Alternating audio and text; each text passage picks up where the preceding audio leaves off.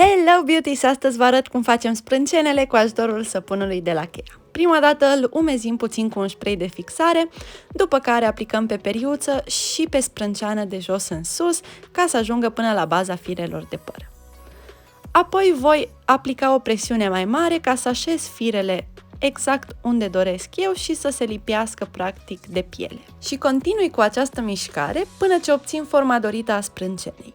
La final, pentru că eu am sprâncenele puțin mai rebele, voi veni și cu partea plată a periuței și voi mai lipi puțin sprâncenele de piele ca să rămână acolo toată ziua. Mai aranjez puțin apoi sprâncenele ca să fie în formă și cam asta este toată tehnica Soap Bra. Dacă vreau, adaug și puțin fard în zonele în care am goluri, ca să obțin o sprânceană foarte, foarte frumoasă și armonioasă cu forma feței mele.